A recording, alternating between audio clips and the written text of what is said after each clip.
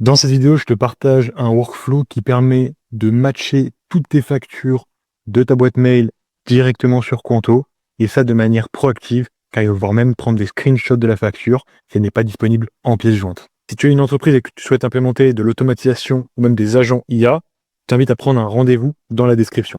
Tu peux rejoindre aussi la communauté gratuite qu'on possède, avec plus de 4000 membres dedans. Donc pour te montrer le système, j'ai laissé tourner sur les mails de mon associé et moi-même. Et on peut voir qu'il a matché sur Beehive, paddle.net. Donc paddle.net, des fois, le lien n'est pas directement en pièce jointe sur le mail, mais il faut faire un screenshot. Donc là, il va utiliser Playwright. Je vais te montrer justement sur ces deux cas. Pour Beehive, hop, tu peux voir qu'il a récupéré la pièce jointe de l'invoice directement dans le mail. Et tu peux voir que c'est le bon invoice, à la bonne date, avec le bon montant. On va aussi voir avec paddle.net, ça c'est un autre cas qui est traité. Imaginons que le lien soit dans un URL et qu'il faut cliquer et ensuite faire un screenshot de la page, comme paddle.net. Dans ce cas-là, il le prend aussi en compte. Et il va aller faire le screenshot. Ici, c'est une UTN, mais ça peut très bien être Oshi. Hop, comme on peut le voir, Abi. Ou encore iFuring, tous les outils qui peuvent passer par paddle.net. Donc pour te montrer ce workflow, on peut le décomposer en deux étapes. La première est la situation principale juste au-dessus, et la seconde, c'est un worker. Donc là, je les ai mis tous les deux sur le même workflow pour que tu visualises bien. Mais en fait, si tu ne sais pas ce que c'est un worker sur une UTN, c'est simplement un workflow qui va pouvoir être lancé en parallèle.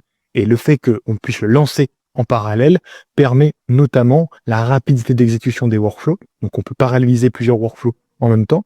De ce fait, l'action est plus rapide au lieu d'attendre un à un chacune des étapes à faire. Et j'utilise cette technique car de ce fait, on va traiter beaucoup de mails. Je retourne en arrière de 3 mois sur les mails. Donc si tu as une grosse boîte mail, ça peut prendre beaucoup de temps. D'où le fait de paralléliser ici. Donc c'est un use case assez intéressant à te montrer. On va pouvoir commencer à décrire le main. Concrètement, c'est un schedule trigger. On pourra le lancer tous les mois, toutes les semaines ou tous les jours même. Moi, je l'ai configuré tous les 3 jours dans la semaine. Le premier nœud setup te permet de mettre en place toutes les cartes qui vont être reliées à ton compte Conto. Dans une entreprise, tu peux avoir plusieurs personnes avec plusieurs cartes, et c'est notamment ici qu'on met ce setup-là, notamment avec les derniers chiffres de la carte, donc les 4 derniers chiffres qu'on peut mettre sur Conto. C'est pour faire le matching précisément avec la transaction et ce indiqué dans ton mail. Donc là, prochaine étape, on va devoir passer sur Conto Developers. Il faut savoir que Conto met en place une API qui permet d'accéder aux transactions ou faire notre action. Donc, les prochaines étapes, ça va être un nœud HTTP qui va récupérer les données de l'organisation. Ces données d'organisation, bien sûr, je les relie en OAuth2 API. Je vais te montrer comment le faire sur notre entreprise, donc Growth System. Et ensuite, je vais prendre les transactions qui sont liées à ce compte, donc Growth System. Comment on le fait? On va se retourner sur Conto Developers. Donc, je t'invite à aller taper Conto Developers sur Google. Et ensuite, tu vas aller dans Developer Portal. Sur Developer Portal, il va falloir se connecter avec ton compte Conto. Une fois que tu es arrivé dessus, tu auras normalement pas cette interface-là, car c'est déjà une application que j'ai configurée, mais tu pourras créer une nouvelle app tout en bas avec Create OAuth2 App. Donc, concrètement, dès que tu vas pouvoir créer cette nouvelle application, tu vas le mettre, justement, il faut choisir ici parce que là, ça dépend des actions que tu vas réaliser, mais nous, on va prendre le premier, surtout pas celui-ci parce que ça demande des vérifications. Donc, Automate Your Business, tu peux sélectionner ton organisation. Donc là, dans mon cas, ça va être Growth System. Derrière, il faudra upload une photo, nommer ton application, et ici, précisément, il va falloir mettre le lien de redirection URI. Ce lien de redirection, comment tu peux l'avoir? Quand tu configures sur un nœud HTTP, tu peux aller dans Generic Credential Type, Generic Auth Type OAuth2 API, et là, tu peux créer de nouveaux credentials. Cette OAuth de redirection, ici, tu vas devoir le copier et le coller sur l'application que tu as créée juste ici. Donc, une fois que tu as validé ces étapes-là, tu auras les scopes à choisir. Il faut faire attention ici que tu choisisses bien Attachment Right, hop, aussi Card Read, et aussi Organization.read qui doit être tout en bas, précisément ici. Donc, Retrieve Organization, Bank Accounts, Transaction, Transfert. Donc là, tu as toutes les scopes qui te permettent d'accéder aux informations et d'avoir les credentials pour pouvoir le faire. Tu vas créer ton application, donc Create Your App, et à partir de là, ça va prendre un peu de temps. Et ensuite, tu vas arriver dans un mode sandbox sur Conto. C'est-à-dire qu'il y a 2 modes, et en fonction du mode, tu peux avoir des problèmes avec ton API, donc il faut mettre le bon auth de token qu'on verra après. Sandbox App has been created. Donc tu vas aller dans ton Sandbox Environment.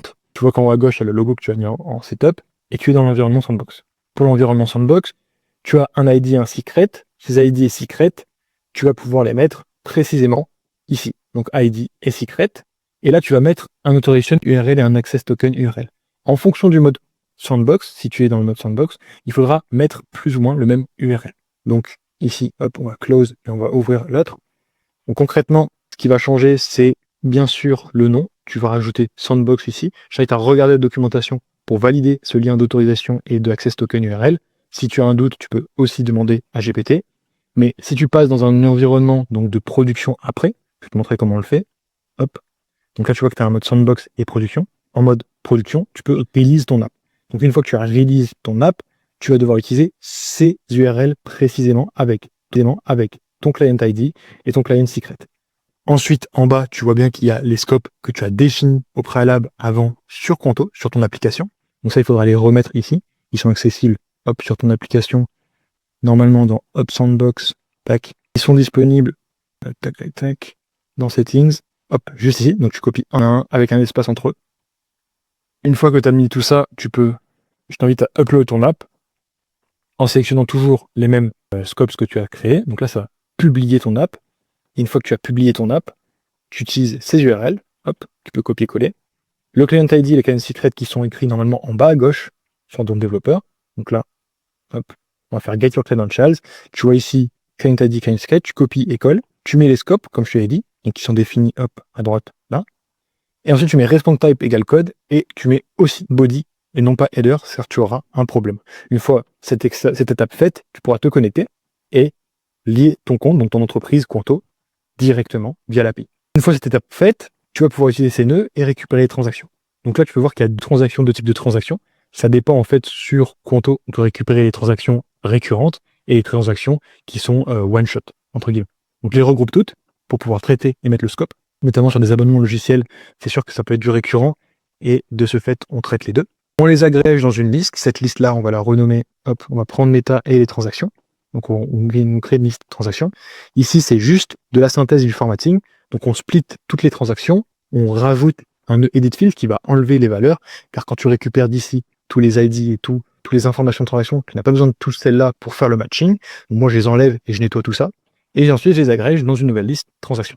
Ensuite, il y a deux choses intéressantes. Là, j'utilise les nœuds HTTP et non pas les nœuds présents sur N8N. Pourquoi? Car c'est une action assez spécifique. Il faut savoir que Gmail fonctionne sous forme de Next Page Token, c'est-à-dire qu'à chaque fois que tu vas récupérer plus de 500 URL, donc quand tu fais Get Message All, donc ça c'est pour ceux qui connaissent un petit peu les nœuds Gmail, tu vas pouvoir récupérer un certain nombre de mails. Et donc là, on fonctionne sous forme de 3 mois, donc à préciser dans la query.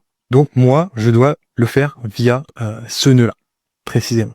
Donc pourquoi je le fais comme ça? Car c'est plus rapide et plus optimal, surtout en termes d'optimisation de temps, etc. Récupérer un nombre énorme de mails, surtout si on récupère leur pièce jointe, ça peut faire bugger ton application. Là, c'est vraiment important que tu sois soit en local sur un serveur, car il y a une configuration à faire notamment sur les pièces jointes, sinon ce workflow va cracher. C'est ultra important que tu mettes ça en place. Donc là, j'utilise les nœuds HTTP, c'est exactement comme si on faisait un get message, mais on le met sous forme d'URL. Donc là, je suis connecté au Gmail de mon associé. J'ai précisé le max result qui est maximum 500 et je précise 3 mois après cette date et jusqu'à aujourd'hui. Donc on récupère tous les mails depuis 3 mois. Ensuite, j'ai de la pagination, ce qu'on appelle ici sur les HTTP. Il faut savoir que certains URL et certaines requêtes peuvent donner un token à la fin. Donc là, ici, Gmail fonctionne comme ceci.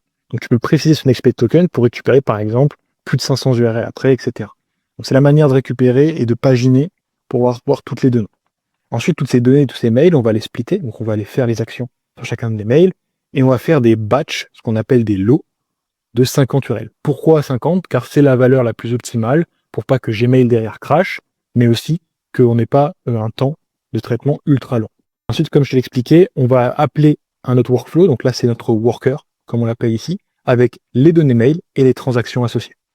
Donc là, tous les mails qui vont arriver sous batch de 50, on va les donner à ce worker et on va entendre juste ensuite. Donc on va lancer le workflow pour que tu vois comment ça se montre finalement sur N8N.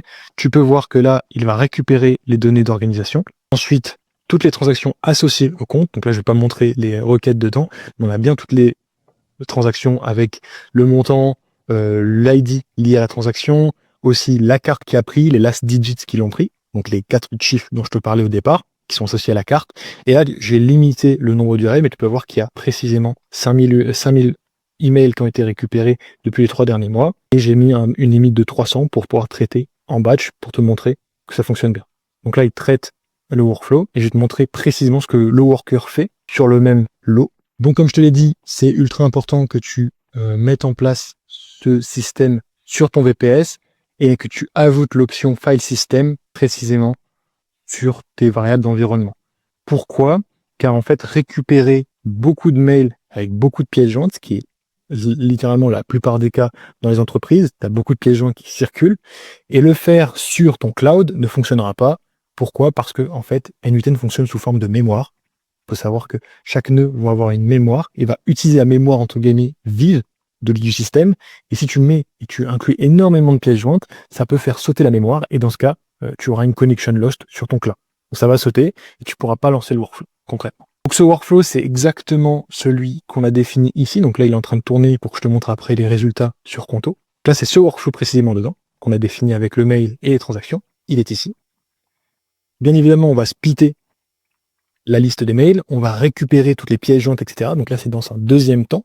On a bien vu qu'au départ, on récupère tous les ID des mails pour pas surcharger la mémoire. Et ensuite, après, on fonctionne sous forme de batch dans le worker pour récupérer 50 pièces jointes minimum et pas les 5000 de tous les mails, potentiellement. Donc là, on traite s'il y a un attachment, une pièce jointe. S'il y a une pièce jointe, on va extraire le PDF. La plupart du temps, c'est des PDF. On peut totalement mettre d'autres cas d'usage.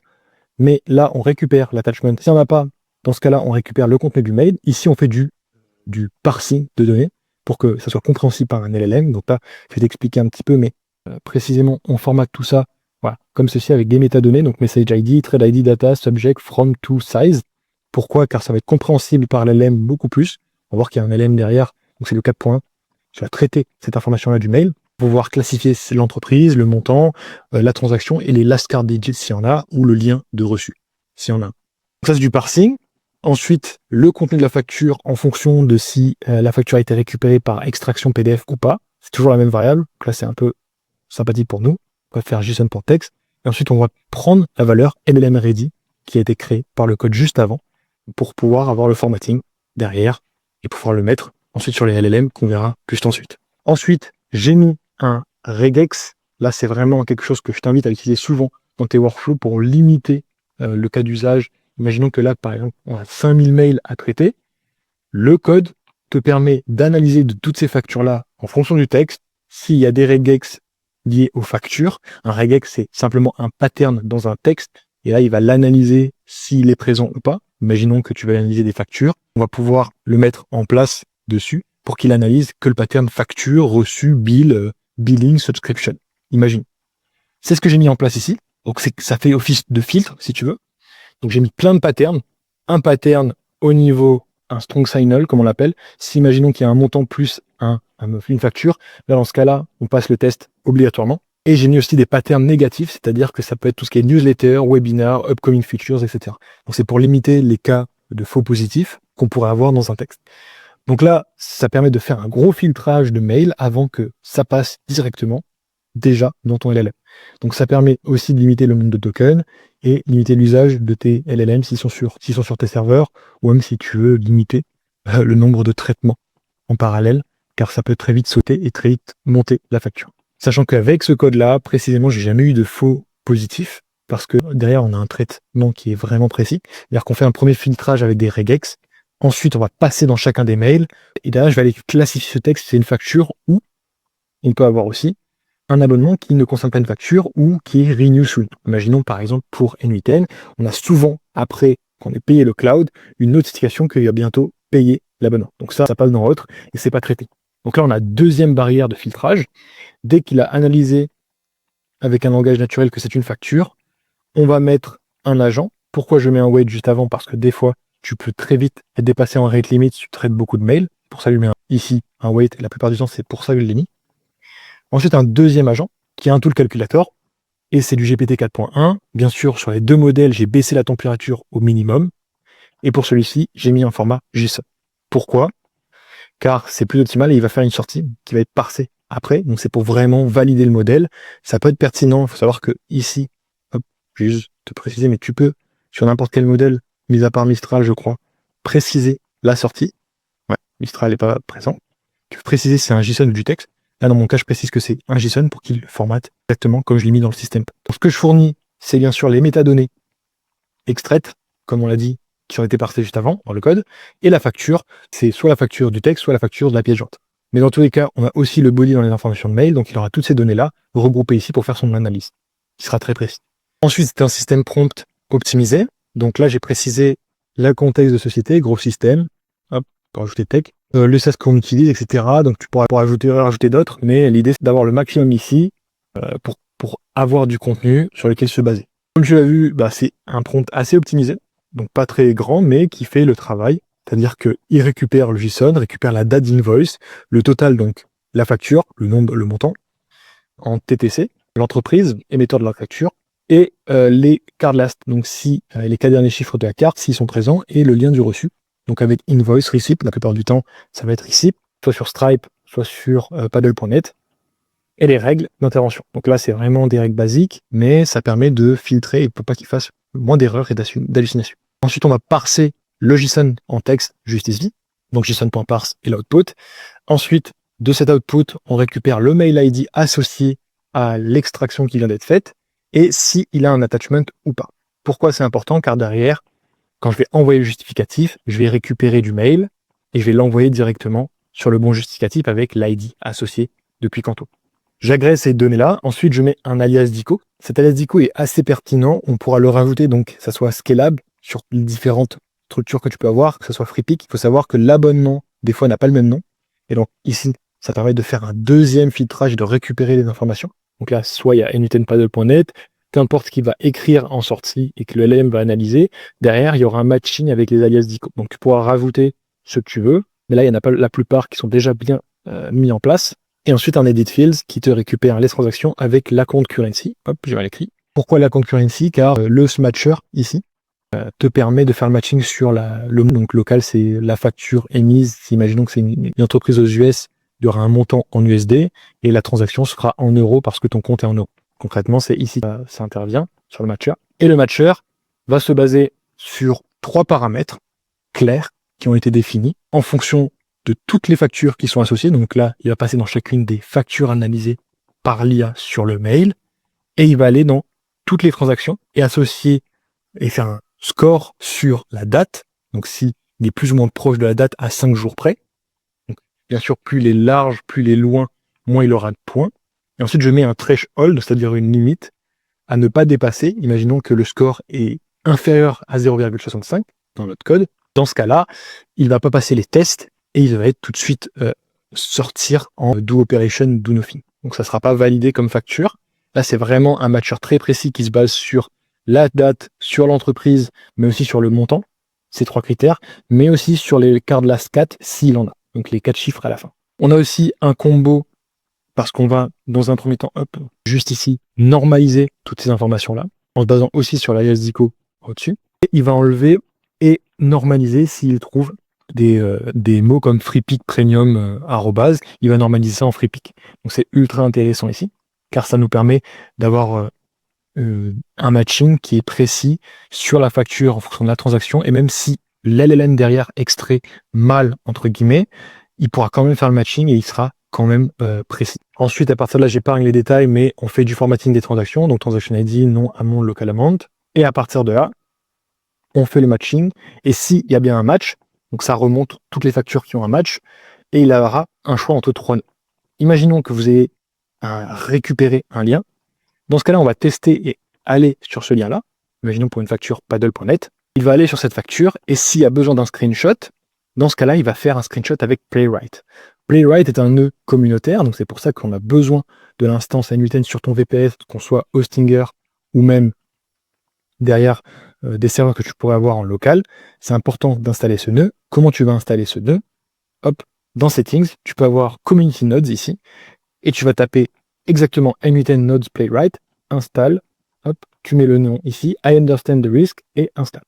Normalement, après, tu auras ce nœud communautaire qui apparaîtra quand tu sélectionneras ici un nouveau nœud, donc Playwright, hop, tu vois le petit logo ici, et tu peux sélectionner l'option, hop, tout en bas, donc là, qui est pas Navigate, mais précisément Take Screenshot en full page, hop, c'est parce que j'ai update, hop, juste ici, et il va se baser sur le lien du reçu. Donc, c'est le lien qui a été extrait par les LLM. Il va faire le screenshot de cette page, s'il y en a besoin. Sinon, il va envoyer le justificatif. Donc, le justificatif. Sinon, il va envoyer le justificatif directement sur Conto, donc qui a été extrait soit par une pièce jointe, donc qui a été extrait par la pièce jointe. Dans un deuxième cas, on a un nœud erreur juste ici, qui est un nœud qui va traiter le statut après. Donc le statut de la... Voilà. Donc après avoir fait cette requête HTTP, on peut avoir un succès. Donc là, on va prendre le screenshot ou mettre l'envoi sur Conto. S'il n'y a pas besoin de screenshot, ce qui est logique, c'est une pièce jointe, mais qu'il n'y a pas besoin de screenshot, hop, il l'envoie directement sur Conto.